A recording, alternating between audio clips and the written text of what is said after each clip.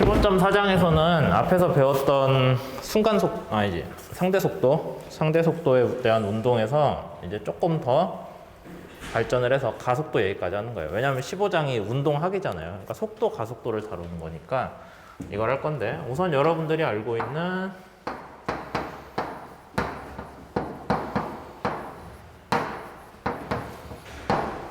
요식이 있었죠. 이렇게 했습니다.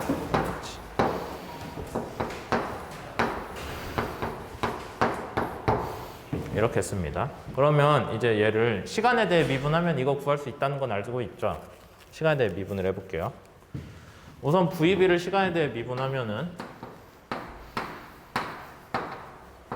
뭐 얘는 그냥 우리가 이거는 가속도야 라고 약속을 했잖아요. 시간에 대한 속도의 변화량이 가속도죠. 그러니까 얘는 전혀 문제 없고, 뒤에 항이 문제인데, 같은 이유로 VA는 그냥 시간에 대해 미분하면 뭐가 돼요? A의 가속도가 되겠죠. 그러니까 A의 가속도.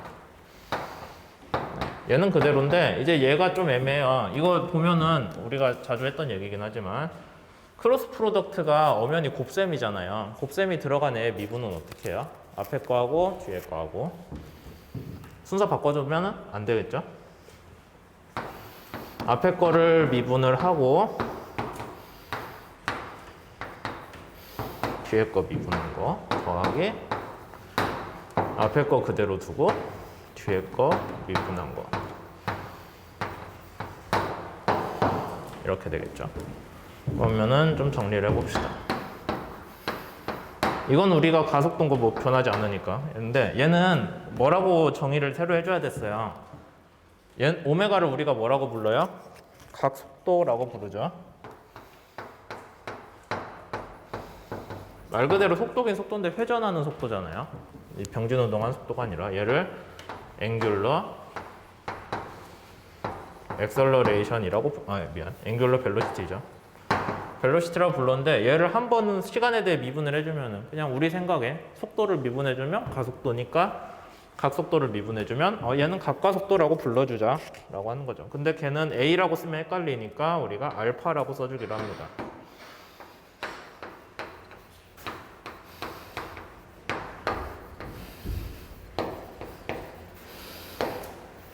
앵귤러 엑셀러레이션이라고 해주면 되죠.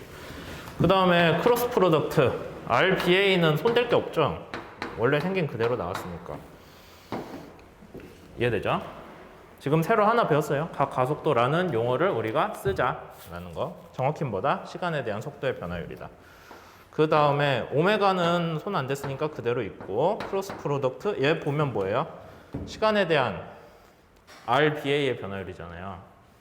위치의 변화율. 위치 변화율은 뭐예요? 속도잖아. 우리가 이렇게 쓸 수 있겠네요. 이렇게. 근데 얘 보니까 어디서 많이 봤어요? 어디서 봤어요? 따로 보진 않았나? 여기 있네. 얘가 이걸로 바뀌었죠. 그러니까 똑같은 거니까 얘를 이렇게 쓰지 말고 여기다 크게 다시 쓸게요.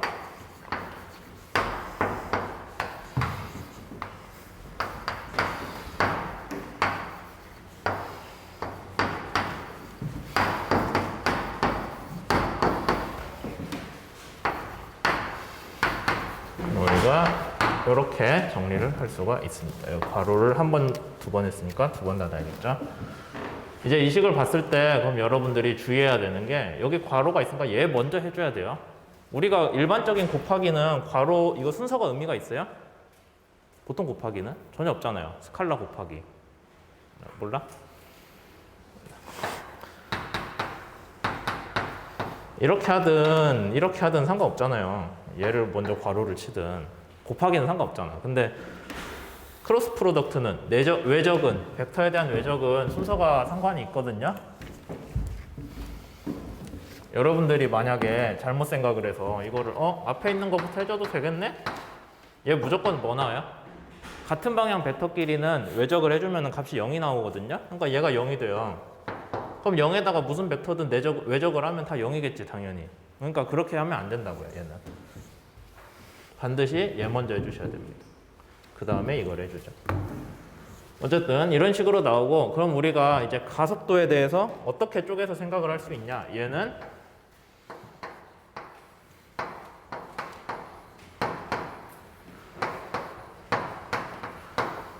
정진 운동의 가속도예요. 회전 운동이랑 전혀 상관없어요. 그러니까 여러분들이 아까 여기 물체 하얀색으로 할게요.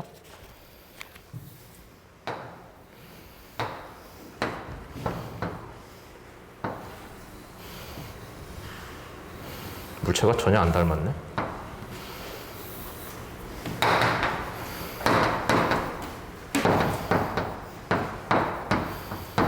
뭐 이런 식으로 처음에서 나중으로 운동을 할 때 발생한 가속도가 있을 거잖아요. 그러면 여러분들이 한 점을 어떤 임의의 A든 B든 C든 상관없죠. 한 점을 기준점으로 찍었을 때 걔가 하는 병진 운동의 가속도예요.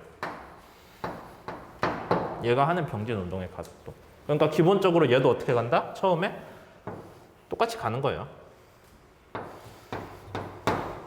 똑같이 이동을 한 번은 해요. 똑같은 병진 운동 가속도를 받기 때문에 전체 물체가 같은 방향으로 이동을 한 번은 하는 거예요. 이런 식으로. 그 다음에 뭘 했어요? 회전 운동을 했죠. 그러니까 회전에 대한 가속도가 뒤에 붙는 거죠. 이 항이 회전에 대한 가속도인데, 우리가 옛날에 운동학 처음 배웠을 때 이런 성분은 뭐라고 한다고 했어요? 회전, 얘가 보세요. 아직 설명을 내가 덜 한 것 같은데, 여기가 비스타가 됐어요. 그럼 비스타에서 여기로 회전 운동을 가야겠죠. 회전을 해야 되잖아. 여기까지 병진 운동 한번 하고 회전 운동을 해야 되는데, 그 회전 운동을 할 때 A를 기준으로 회전 운동을 하기 때문에 B스타가 요 점에서 순간적으로 갖는 속도는 속도예요. 가속도 말고. 속도는 어느 방향이에요? 이렇게 그려지는 호의 접선 방향이죠. 그거 우리가 뭐라고 부른다고 했어요? 탄젠셜이잖아. 그러니까 이 방향으로 가는 성분은 우리가 대응을 하자면은 얘의 대응이 되는데, 걔는 뭐라고 부른다? 접선. 탄젠셜. 그래서 정 쓰자면 A에 대한 B의 가속도인데 뭐에 대한 거다? 탄젠셜 방향이다 라고 할 수 있을 거고, 그 다음에 순간 속도, 탄젠셜 방향은 속도 방향이라는 뜻이잖아요. 순간 속도는 이쪽인데 좀 지나면 이쪽으로 빠지죠, 속도가. 그렇죠? 탄젠셜 방향으로는 여러분들이 백날 가속도를 줘도 방향을 바꿀 수는 없어요. 크기만 바뀌어요. 그럼 방향은 누가 바꿔줘요? 여기 이 벡터를 여러분들이 프리 벡터니까 원점, 여기 점 B 스타 위치로 이동을 해주면은 얘가 뭐 이 정도 나오겠죠? 그러면은 꼭다리에서 꼭다리로 간 이 속도의 변화량이 우리가 얘기하는 속도의 방향 변화에 영향을 준 가속도 성분일 거예요. 그거 우리가 뭐라고 불러요? 노말 방향이죠. 그래서 이 성분은 우리가 법선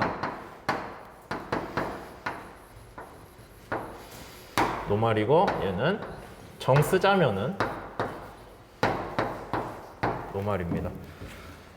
여러분들이 한 가지 알아두셔야 되는 거는 얘는 각가속도가 아니에요. 그냥 선형 운동의 가속도예요. 헷갈리시면 안 되겠죠. 각가속도는 여기서 한번 나오고 끝난 거예요.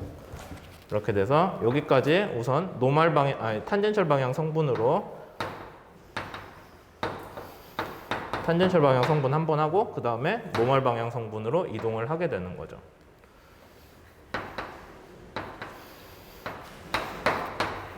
탄젠셜 한 번 하고 노말 한 번 하고. 그래서 그걸 다 더하면 뭐가 된다? B가 순수하게 받은 가속도가 되겠죠. 그래서 B가 순수하게 받은 가속도는 어떻게 나오냐? 어떤 다른 기준점에 대한 병진 운동으로 인한 가속도 더하기 회전 운동으로 인한 탄젠셜 하나, 회전 운동으로 인한 노말 하나. 그렇게 3번을 더해줘야 돼요. 앞에서 속도에서는 몇 번만 더해주면 됐어요? 2개만 더해주면 되잖아요. 근데 가속도는 그게 아니라 3개의 항으로 나타난다라는 거 알아두시면 되겠죠. 뭐 이런 식으로 해가지고 15.4를 끝냈고요. 15.4에서도 사실 앞에서 옛날에 배웠던 탄젠셜 노말 얘기가 주를 이루긴 해요. 근데 이제 뒤에 15.5에서는 여기에 대해서 좀 더 깊게 파고들 거거든요. 그러니까 이제 여러분들이 이 내용을 잘 이해를 하셔야 그 다음으로 넘어갈 수가 있겠죠.